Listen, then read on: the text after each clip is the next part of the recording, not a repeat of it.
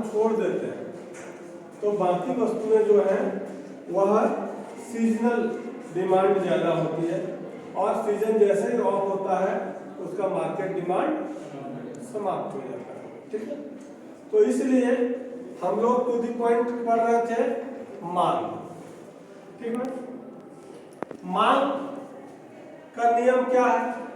मांग का नियम है when higher the price, lower the demand and lower the price, higher the demand। ठीक ना, जब वस्तु की कीमत बढ़ती है तो मांग घट जाती है, और वस्तु की कीमत घटती है तो मांग बढ़ जाती है।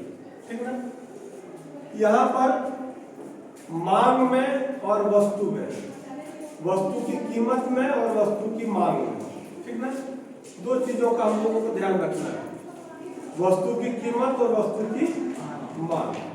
वस्तु की कीमत और वस्तु के मांग के बीच इनवर्स रिलेशन होता है, यानी प्राइस और डिमांड के बीच इनवर्स रिलेशनशिप होता है। ठीक ना, ऐसे है ना, मतलब जब कीमत अधिक होगी तो मांग कम होगी।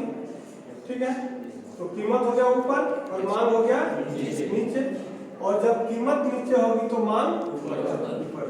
ठीक ना, इसलिए वस्तु की मांग और कीमत के बीच या कीमत और मांग के बीच विपरीत संबंध होता है, inverse relationship between price and demand. ठीक ना, यह ऑलवेज ये फिक्स है, इसमें कोई परिवर्तन होना नहीं है।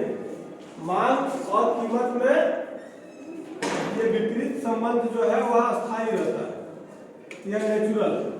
ठीक ना, तो जब वस्तुओं की कीमतें बढ़ जाती है तो हम लोग उसके मांग को घटा देते हैं। उसका रीजन क्या है? यहाँ से इनकम इफेक्ट शुरू होता है। ठीक ना, इनकम उसको इफेक्ट करता है इसलिए क्योंकि हमारा इकोनॉमिकल कंडीशन या सबका इकोनॉमिकल कंडीशन जो है वो इक्वल नहीं है, सबका अलग अलग है। तो उपभोक्ता, जैसे हमने उस दिन कहा कि कोई व्यक्ति एक वस्तु का करता है, कोई दो वस्तु का करता है, कोई बहुत सारी वस्तुओं का करता है, तो यह किस बात पर डिपेंड करता है? इनकम के स्तर पर। तो हम मांग कम क्यों कर देते हैं?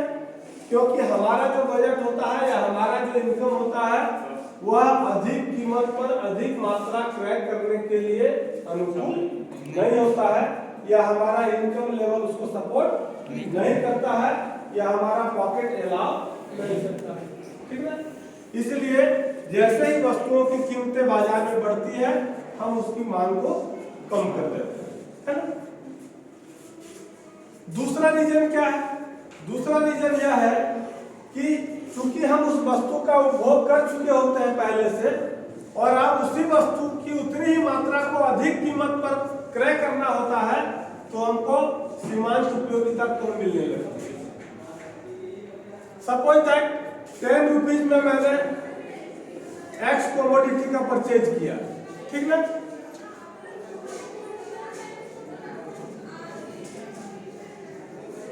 अब यही एक्स कमोडिटी 20 रुपीज में मिलने लगा, तो हम जिस समय 10 रुपीज में एक्स कमोडिटी को कंज्यूम कर रहे थे उस समय मेंटल सेटिस्फेक्शन ज्यादा मिल रहा था।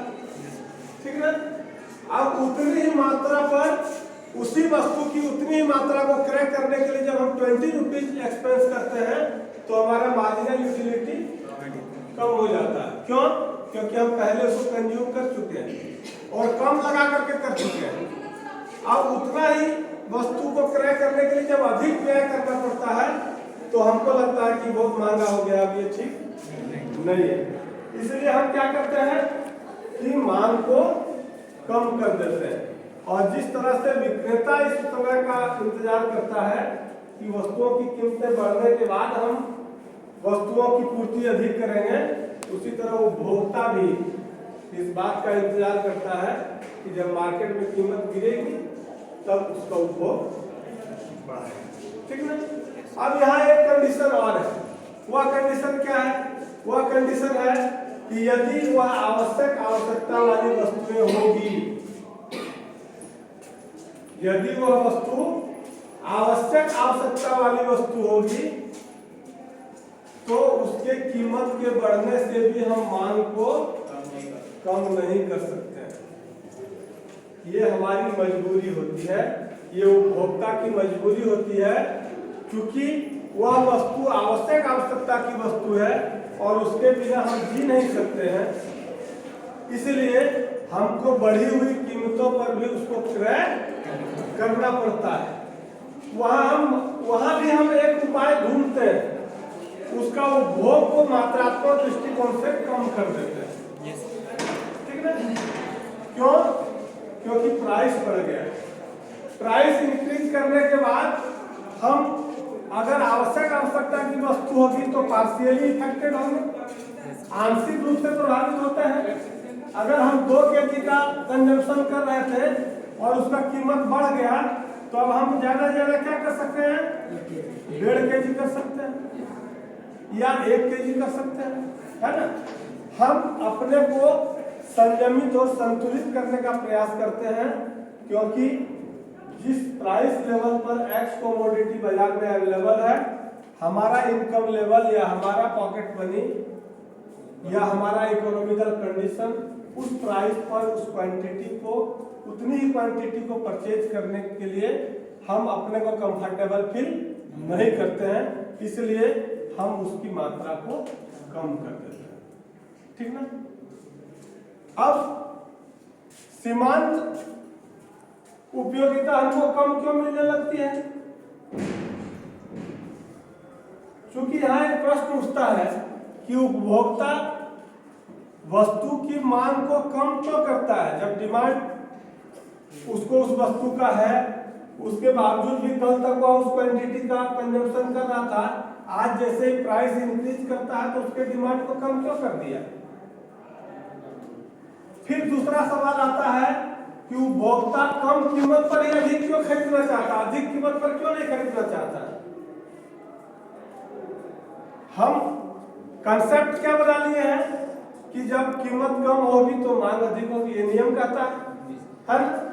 हम व्यवहारिक जीवन में भी इस नियम का पालन करते हैं कि जब कीमतें कम होती है तो हम उस वस्तु का उपभोग अधिक करते हैं या उसकी मात्रा का अधिक क्रय करते हैं। तो अधिक कीमत पर क्यों नहीं करते हैं? इसलिए क्योंकि वस्तु से मिलने वाली जो सीमांत उपयोगिता है, क्योंकि संतुष्टि का आभास हमको कहाँ से होता है? यहाँ से होता है ना? हम किसी वस्तु को कंज्यूम करते हैं, वो अच्छा लगा, खराब लगा, संतुष्टि मिली या नहीं मिली, ये कौन डिसाइड करता है? ये डिसाइड करता है ना? तो चूंकि आप जब सस्ते दरों पर किसी वस्तु के उपभोग की आदत हो जाती है आपको, तो महंगे दर पर या अधिक कीमत पर हम असंतुष्टि का एहसास करते हैं या असंतुष्टि की अनुभूति होती है हमको। हम महसूस करते हैं कि हम उस वस्तु के लिए जितना चुकता कर रहे हैं, जितना पे कर रहे हैं, उसके अकॉर्डिंग वो वस्तु नहीं है। ठीक ना? यानी संतुलन बिंदु पर हम नहीं होते। ठीक ना? संतुलन बिंदु कहाँ होता है? जहां विक्रेता देने के लिए तैयार होता है, क्रेता लेने के लिए तैयार होता है। ठीक ना?